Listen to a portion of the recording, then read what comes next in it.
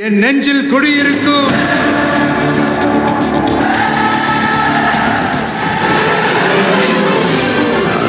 தளபதி. Hello US நர்மாம்பிஸ், எப்படி இருக்கிறீங்க? நேற்றுலேருந்து ஒரு விஷயம் பார்த்தீங்கன்னா ரொம்ப வைரலாக பரவிட்டு இருக்கு. அது என்னன்னு கேட்டிங்கன்னா, தமிழக வெற்றி கழகம் நாம் தமிழர் கட்சியும் கூட்டணி பேச்சுவார்த்தை நடத்தி கொண்டிருக்கிறது அப்படின்ற ஒரு நியூஸ் வந்து பயங்கர வைரலாக போயிட்டுருக்கு. ஈவன் சாட்டை துறைமுருகன் கூட பார்த்தீங்கன்னா, அவன் கூட அவனோட சேனலில் இதை பற்றின ஒரு வீடியோ போட்டிருக்கான். ஸோ உண்மையாலுமே என்ன நடக்குது? ஏன்னா இன்னொரு பக்கம் பார்த்தீங்கன்னா, ராமதாஸ் அவங்க கூடயும் வந்து கூட்டணி பேச்சுவார்த்தை போகுது அப்படின்ற ஒரு விஷயத்தை போட்டிருக்காப்புல. அது மட்டும் இல்லாமல் நம்ம அண்டாமன் செந்தில் இருக்கான் பார்த்தீங்களா, ஒரு வீடியோ ஒன்று வந்து அது ஆக்சுவலி புதிய வீடியோவில் பழைய வீடியோ தான், ஆனால் அது திருப்பி வைரலாக பரவ விட்ருக்காங்க. நீங்கள் விஜயவர்களுக்கு, அதாவது கிறிஸ்துவ சிறுபான்மையர் இருக்காங்க பார்த்தீங்களா, விஜயவர்களுக்கு ஓட்டு போட்டிங்கன்னா உங்களுடைய ஓட்டு அது பிஜேபிக்கு போய் சேரக்கூடிய ஓட்டு அப்படின்ற ஒரு விஷயத்தையும் வந்து பதிவு பண்ணிட்டு இருக்கான். ஸோ என்ன நடக்குது? உண்மையாலுமே தமிழக வெற்றி கழகம் நாம் தமிழர் கட்சியும் கூட்டணி பேச்சுவார்த்தை போதா இல்லையா அப்படின்ற இந்த விஷயத்தெல்லாம் தான் இந்த வீடியோவில் பார்க்க போகிறோம். என்னோட சேனலுக்கு யாராவது ஃபஸ்ட் டைம் வரீங்க அப்படின்னா சப்ஸ்கிரைப் பண்ணிவிட்டு பெல் பட்டன் ஷேர் பண்ணுங்கள், மறக்காமல் உங்கள் கமெண்ட்ஸை போட்டு போயிருங்க. அதுக்கப்புறமா என்னோடய வாட்ஸ்அப் குரூப்பில் வந்து ஜாயின் பண்ணணும்னு ஆசைப்பட்டீங்கன்னா லிங்க் டிஸ்கிரிப்ஷனில் இருக்குது, அதை கிளிக் பண்ணி வந்து ஜாயின் பண்ணிங்க. வாங்க வீடியோக்குள்ள போகலாம்.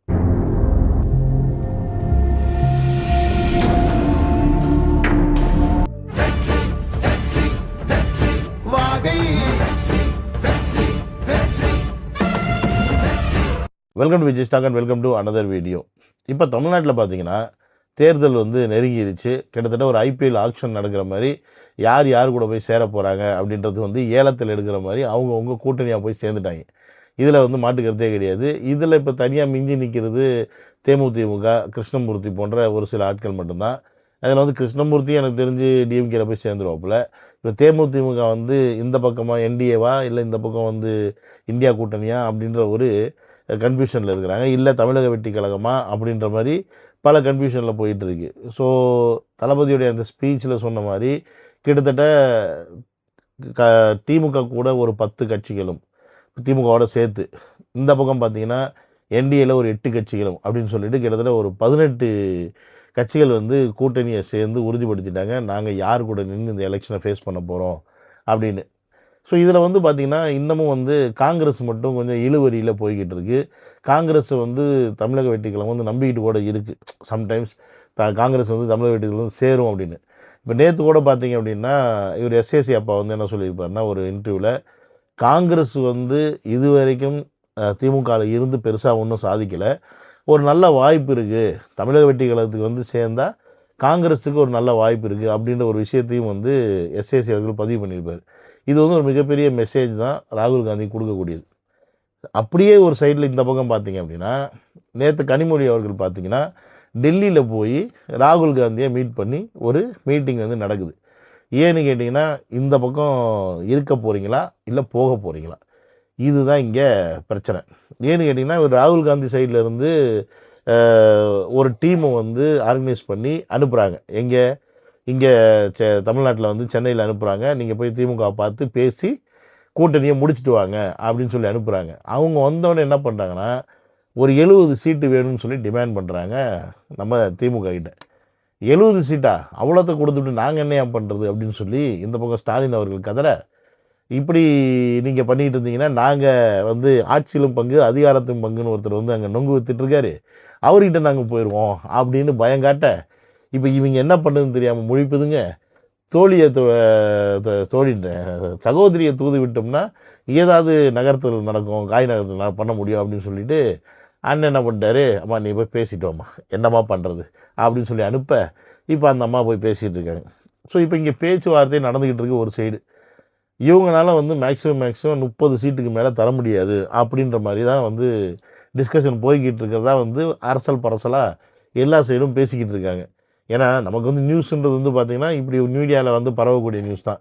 இதில் எது உண்மை எது பொய் அப்படின்றது ஃபைனல் டிசிஷனில் அவங்க அனௌன்ஸ்மெண்ட் பண்ணும்போது தான் தெரியும். அது வரைக்கும் நியூஸில் வர்றது எல்லாமே அப்படியே அரசல் புரசலாக தான் இருக்கும். ஆனால் உண்மையாலுமே காங்கிரஸ் வந்து இந்த வாட்டி வந்து தமிழக வெற்றிகளோட கைகோர்த்துச்சு அப்படின்னா அவங்களுக்கு மிகப்பெரிய லெவலில் சீட் ஷேரிங்கும் கிடைக்கும், ப்ளஸ் 2 ராஜ்யசபா 3 ராஜ்யசபா சீட்டும் கிடைக்கும். ஸோ அவங்களுக்கு வந்து கேரளா சைட்லேருந்து மற்ற அதர் ஸ்டேட்லேயும் வந்து செல்வாக்கு உயரும், இதெல்லாமே இருக்குது. ஸோ ராகுல் காந்தி இதையும் கேல்குலேஷன் பண்ணுறாப்புல. அட் த சேம் டைம் தமிழக வெற்றி கழகத்துடைய இன்னொரு ட்ராபாக காங்கிரஸ் என்ன பார்க்கணும் பார்த்திங்கன்னா, கூட்டணியில் வேறு என்ன கட்சிகள் தமிழக வெற்றி கழகத்தில் இருக்குது அப்படின்ற ஒரு விஷயத்தையும் அவங்க வந்து நோட் பண்ணுவாங்க. அந்த இடத்துல பார்க்கும்போது தமிழக வெற்றி கழகத்துக்கு இது மைனஸாக அவங்க பார்ப்பாங்க. யார்?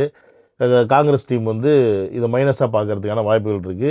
இப்படி எந்த டீமுமே வந்து தமிழக வெற்றி கழகத்தோடைய கூட்டணி வைக்கலை அப்படின்னா, நம்ம போய் சேர்ந்துட்டோம் அப்படின்னா, நம்ம 2 பேர் மட்டும் அங்கே வின் பண்ணிட முடியுமா? இந்த 2 ஜாமான்கள். ஏன்னா இந்த பக்கம் என்டிஏ பார்த்தீங்கன்னா, அவங்க யாரெல்லாம் வந்தாலும் தூக்கி உள்ளே போடுறான். டேய் எவன் வந்தாலும் தூக்கி உள்ளே போடுறான். அதாவது இந்த 400 ரவுடி தான் 400 ரவுடி தான் வடிவேலு சொல்லுவாப்புல பார்த்தியா, வாலண்டியராக போய் வண்டியில் ஏறுவாங்க. அந்த மாதிரி வாலண்டியராக வந்து சுயேட்சையாக நிற்கிறவனாக இருந்தாலும் யாராக இருந்தாலும் சரி தூக்கி உள்ளே போடு அப்படின்ற ஒரு கேட்டகரியில் மனநிலைமையில் இன்றைக்கி வந்து அமித்ஷா அவர்கள் வந்து இருக்கிறாரு. என்டிஏ கூட்டணியில் எப்படியாவது தமிழ்நாட்டில் இந்த வாட்டி இடத்த பிடிச்சிடணும் அப்படின்ற ஒரு குறிக்கோளோட. பட் இந்த பக்கம் டிஎம்கே பார்த்தீங்கன்னா ராமதாஸ் முதற்கொண்டு உள்ளே இழுத்து போட்டுடணும் அப்படின்ற ஒரு ஆசையில் இருந்தாலும் செக் வைக்கிறது யாருன்னு கேட்டிங்கன்னா நம்ம திருமாவளவன். அவர் வந்து ஒரு முடிவோடு இருக்கிறார். எப்பா நீ வந்து ராமதாஸை உள்ளே இழுத்தேன்னா என்ன ஆள விடு, நான் வந்து விளைவிக்கிறேன் அப்படின்னு சொல்லி அவர் வந்து கட்டையை போட்டு உட்காந்துருக்காப்புல. இல்லைன்னா நீ இந்த துண்டை தாண்டிட்டு போ, இந்த துண்டை தாண்டிட்டு நீ போய் ராமதாஸை கூப்பிட்டுக்க அப்படின்ற மாதிரி ஒரு மனநிலைமையில் இங்கிட்டு இருக்கார். ஸோ அதனால் ராமதாஸ் அவர்கள் வந்து டிஎம்கே சைடு போகிறதுக்கான வாய்ப்பும் ரொம்ப கம்மி. ஏன்னு கேட்டிங்கன்னா பையன் ஆல்ரெடி என்டிஏ கூட்டணியில் போய் சேர்ந்துட்டாப்புல. இந்த பக்கம் ராமதாஸ் வந்தார்னா சரி அட்லீஸ்ட் ஓரளவுக்கு ஒரு ஓட் ஷேரிங்கில் வந்து இந்த பக்கம் நம்ம வந்து டேலி பண்ணிக்கலாம். ஏன்னா திருமாவளவனுடைய ஓட்டு வந்து பார்த்திங்கன்னா சிறுபான்மையினர் ஓட்டு. இப்போ அந்த சிறுபான்மையினர் ஓட்டு வந்து பெரும்பான்மையான ஓட்டு எங்கே போகுது அப்படின்னு பார்த்திங்கன்னா நம்ம தமிழக வெற்றி கழகத்துக்கு. முக்கியமாக சொல்லப்போனால் இந்த பறையர் கிறித்துவர்லாம் இருக்காங்க பார்த்திங்களா, மெயின் கிறித்துவ ஓட்டுகள் எல்லாமே வந்து விஜய் அவர்களுக்கு வர்றதுக்கான வாய்ப்பு இருக்கிறனால என்ன தான் திருமாவளவனை நம்ம கூட வச்சுக்கிட்டு இருந்தாலும், யார் டிஎம்கே கூட வச்சுக்கிட்டே இருந்தாலும் இப்போ ஓட்டு கண்டிப்பாக பிரியும் அப்படின்றதுல மாட்டு கருத்து கிடையாதுன்னு ஸ்டாலின் அவருக்கு நல்லாவே தெரியும். ஸோ ராமதாஸை உள்ளே இழுக்கக்கூடிய மூலயமா அட்லீஸ்ட் அந்த வன்னியர் ஓட்டு வந்து கொஞ்சம் நமக்கு உள்ளே சேரும் அப்படின்ற கேல்குலேஷனில் அவரை உள்ளே இழுக்கலான்னு பார்த்தா இங்கே கட்டையை போட்டு கிடக்கிறாப்புல நம்ம திருமாவளவன். ஸோ அதனால் ராமதாஸையும் உள்ளே இழுக்க முடியாமல் ஒரு சூழ்நிலையில் போய்கிட்டு இருக்கு. இப்போ ஃபைனலாக நிற்கிறது யாருன்னு பார்த்தீங்கன்னா நம்ம தேமுதிக என்டிஏ தேமுதிக. அவங்க வந்து என்ன சொல்கிறாங்கன்னா, யார் வந்து எனக்கு நிறையா கொடுக்குறீங்களோ அவங்களுக்கு நாங்கள் வந்து சேருவோம். நிறையான என்ன அது சீட்டாக இருக்கட்டும் பணமாக இருக்கட்டும் எல்லாமே வச்சுக்கங்களேன், இதில் இதுவான்னு இப்போ வந்து காய் நகர்த்திட்டு இருக்காங்க. அவங்களுக்கு உண்மையாலுமே வந்து இப்போ ஜெயிக்கணும், உண்மையாலுமே வந்து ஒரு மக்களுக்கு நல்லது செய்யணுன்ற எண்ணம் இருந்துச்சுன்னா அவங்க சேர வேண்டிய கட்சி தமிழக வெற்றி கழகம் தான். பட் அதெல்லாம் நினப்பெல்லாம் யாருக்கு இருக்குது இப்போ? அதனால் அது தூக்கி ஓரம் வச்சுட்டு அவங்க எங்கே போய் சேர போகிறாங்க அப்படின்றது இப்போ போக தான் தெரியும்.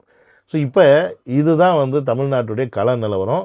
ஒட்டுமொத்த கட்சிகளும் ஒன்றா சேர்ந்துருச்சு. இப்போ ஒதுக்கி வைக்கப்பட்ட மாதிரி தமிழக வெற்றி கழகம் நிற்குது.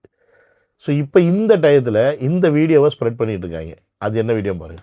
மீண்டும் உறுதியாக சொல்லுகிறேன், சிறுபான்மை சகோதரர்களுக்கு சொல்லுகிறேன், குறிப்பாக கிறிஸ்தவர்களுக்கு சொல்லுகிறேன், 40% வாக்கு வாங்கினால்தான் ஒரு கட்சியால் ஆட்சியை பிடிக்க முடியும். தமிழ்நாட்டில் ஆட்சியை பிடிக்கணும்னா மினிமம் 35% மேல போகணும், 40% எடுக்கணும். விஜய் அவர்களால் இந்த தேர்தலில் 40% ஓட்டு சாத்தியமே இல்லை. 8 வாங்கலாம், 7 வாங்கலாம், 10 வாங்கலாம், இதான் அவருடைய ஓட்டு. அப்ப அவர் உறுதியா ஆட்சியை பிடிக்க போவதில்லை. அது யதார்த்தம், அதை புரிஞ்சுக்கங்க. அப்ப யதார்த்தம் அது என்று இருக்கின்ற பொழுது ஆர்வத்துல ஒரு கிறிஸ்தவர் அப்படின்னு நினைச்சு அல்லது ஒரு மாற்று அப்படின்னு நினைச்சு நான் ஒரு வாட்டி அவருக்கு ஓட்டு போடுறேன், நீங்க போடுற ஓட்டு அவருக்கு செலுத்தும் ஓட்டு அல்ல, அது பாஜகவுக்கும் அதிமுகவிற்கும் செலுத்தும் ஓட்டு. நான் ரொம்ப இப்போ நீங்கள் கேட்டிருப்பீங்க இந்த அண்டாவை என்ன சொல்கிறேன்னா, நீங்கள் வந்து விஜய் அவர்களுக்கு போடக்கூடிய ஓட்டு எப்படி பார்த்தாலும் கடைசியில் அது பிஜேபி தான் போய் சேரும். ஏன்னா அவர்னால வந்து இந்த எலெக்ஷனில் ஒரு 40% ஓட்டு எடுக்க முடியாது அப்படின்ற ஒரு விஷயத்தை இப்போ வந்து பரவிக்கிட்டு இருக்காங்க. இது ஏன் அப்படின்னா இப்போ நான் சொன்ன இந்த கேல்குலேஷன்லாம் ஏன்னு கேட்டிங்கன்னா, இந்த பக்கம் பார்த்தீங்கன்னா எல்லாம் கூட்டணி சேர்ந்துட்டாங்க, இந்த பக்கமும் எல்லாம் டிஎம்கே கூடயும் கூட்டணி சேர்ந்துட்டாங்க. இன்னும் கூட்டணி சேராமல் இருக்கக்கூடிய தேமுதிக அதுவும் வந்து ஏதாவது ஒரு கட்சியில் கூட்டணி சேர்றதுக்கான வாய்ப்பு இருக்குது. சேர்ந்துருவாங்க, சேராமல் நிற்க மாட்டாங்க.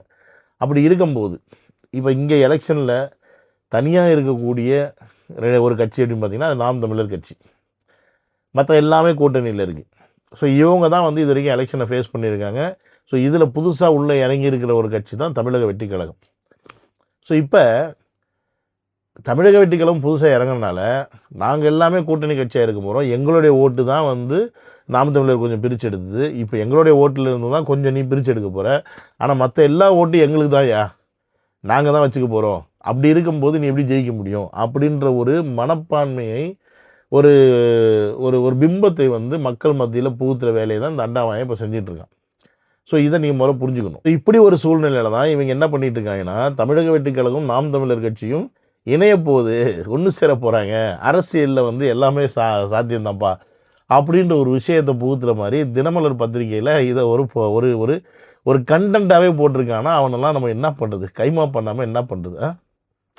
அதாவது இரண்டுமே இரு துருவங்களாகிருச்சு. ஸ்டார்டிங்கில் என்னமோ நாம் தமிழர் கட்சி கூட தமிழக வெற்றிக் கழகம் சேரணுன்ற எல்லா ஆசையும் எல்லாருக்கும் தான் இருந்துச்சு. அது நாம் தமிழரில் இருக்க பக்கி பயில்களும் இருந்துச்சு, நமக்கும் இருந்துச்சு. ஆனால் என்னைக்கு நாம் தமிழர் கட்சி வந்து தமிழக வெற்றிக் கழகத்தை முழு மூச்சை அடிக்க ஆரம்பித்ததோ, எதிர்க்க ஆரம்பித்ததோ, அதுலேயும் முக்கியமாக அந்த யூடியூப் சேனல் வச்சு நடத்திட்டு இருக்கானே சாக்கடைவாயன், அவன் வந்து பேச ஆரம்பித்தானோ அன்னையிலிருந்து பரம எதிரி. அதாவது திமுக கூட வந்து நம்மளுடைய அரசியல் எதிரி தான், இந்த பக்கம் இவன் கொள்கை எதிரி, அவ்வளோதான். இவங்க மேலே நமக்கு பகையெல்லாம் கிடையாது. யார் மேலே? திமுக கார மேலேயும் பகை கிடையாது, பிஜேபி கார மேலேயும் பகை கிடையாது. அவங்களுடைய கொள்கை கோட்பாடு நமக்கு பிடிக்கல, அவங்களோட அரசியல் நமக்கு பிடிக்கல. ஆனால் நாம் தமிழர் கட்சி மேலே இருக்கிறது என்னென்னு பார்த்தீங்கன்னா பகை, வெறி கொண்டு இருக்குது.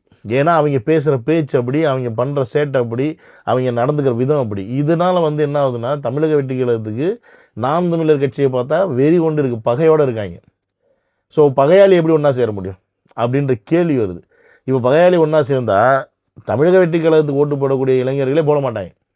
விஜய் அவர்களுக்கு சப்போர்ட் பண்ணக்கூடியவங்களே என்ன இவ்வளோ பேசியிருக்கான், இவ்வளோ அசிங்கப்படுத்திருக்கான், நீங்கள் வந்து இவங்க கூட சேர்றீங்க அப்படின்னா அது எப்படி அரசியல் வந்து ஆகும்? அப்போ ஒரு இப்போ எப்படி சொல்கிறதுனா, கட்சிக்காக ஓட்டுக்காக நம்ம என்ன வேணால் செய்வோமா அப்படின்ற ஒரு மனநிலைமைக்கு நம்மளும் போயிடுவோம் அப்படின்ற அந்த பாயிண்ட் ஆஃப் வந்து எல்லாருக்குமே புரியும், தெரியும்.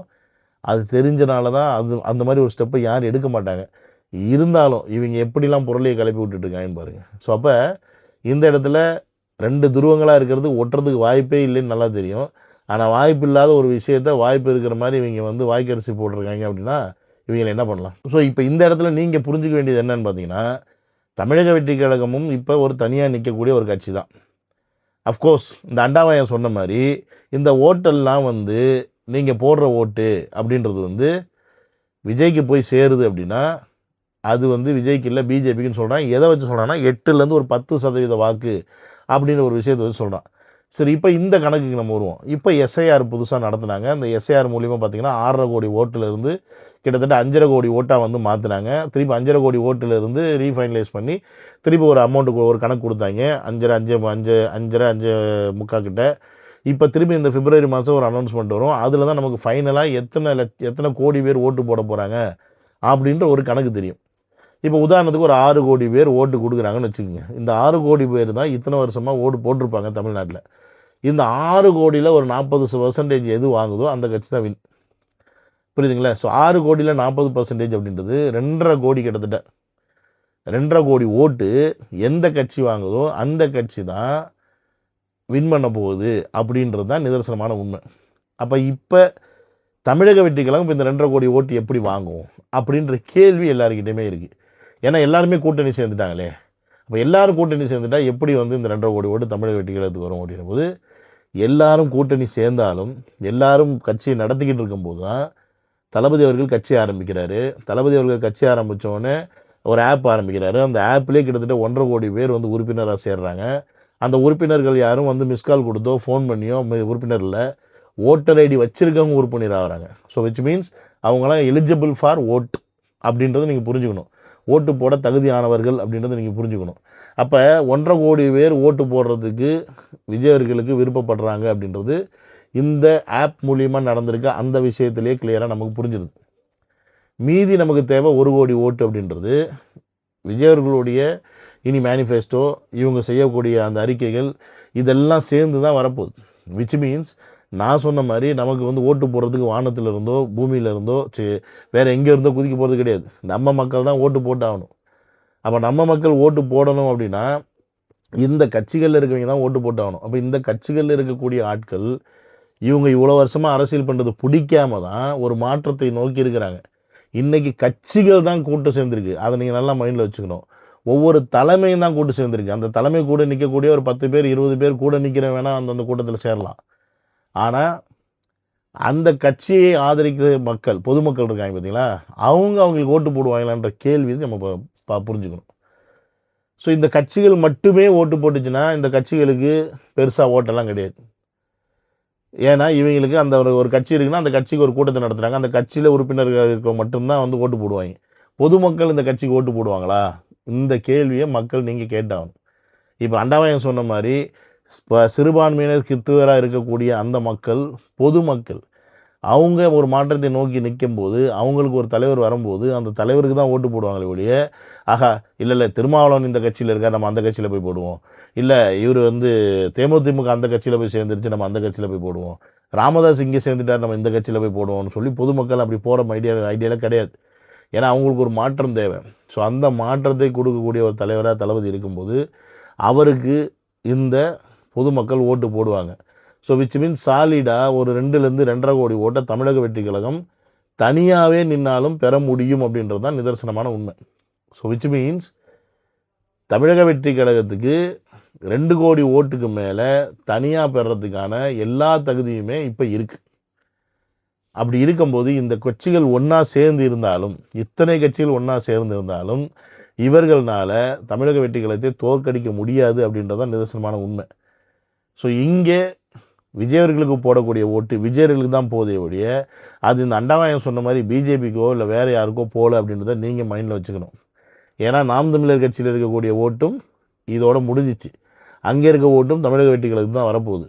ஸோ இனி மற்ற கட்சிகள் வாங்க போகிற ஓட்டு, இந்த எலெக்ஷனில் வாங்க போகிற ஓட்டு தான், அதெல்லாம் அந்த கட்சியோடைய தன்மையும் அவங்களுடைய ஒரு பலத்தையும் காட்டும். உதாரணத்துக்கு இந்த எலெக்ஷனில் திமுக ஒரு 50 லட்சம் ஓட்டு தான் வாங்குது, இல்லை ஒரு 60 லட்சம் ஓட்டு தான் வாங்குது அப்படின்னா திமுக மட்டும் நான் சொல்கிறேன், அதுதான் திமுகவோட பலம். ஏன்னா மற்ற எல்லாமே சேர்ந்தது தான் இன்றைக்கி திமுக கட்சி. கம்யூனிஸ்ட் கட்சிகள், திருமாவளவன் போன்ற மற்ற கட்சிகள், காங்கிரஸ் எல்லாமே சேர்ந்தது தான் இன்றைக்கி திமுகவோட கட்சி. அப்படி இருக்கும்போது திமுக ஒரு 2.5 கோடி ஓட்டு வாங்குச்சுன்னா it is not for DMK, it's vote for திமுகவுடைய இருக்கக்கூடிய மற்ற கட்சிகளும் சேர்த்து. இப்போ திமுக மட்டும் எவ்வளோ வாங்குதோ அதுதான் திமுகவுடைய ஓட்டு அப்படின்றத நீங்கள் புரிஞ்சுக்கணும். ஸோ இந்த இடத்துல இந்த எலெக்ஷனில் ரொம்ப தெளிவாக நீங்கள் இருக்கணும். இந்த மாதிரி குழப்பங்களும் குளறுபடிகளும் வந்துக்கிட்டே தான் இருக்கும், இதை செஞ்சுட்டே தான் இருப்பாங்க. இதெல்லாம் நீங்கள் மனசில் வச்சுக்காமல் தெளிவான எண்ணத்தோடு செயல்படுங்க. வர 2026 தளபதியை அரியணையில் உட்கார வைங்க அப்படின்றத சொல்லி இந்த வீடியோ முடிச்சுக்கிறேன். சரி, another video, I will take care. Bye.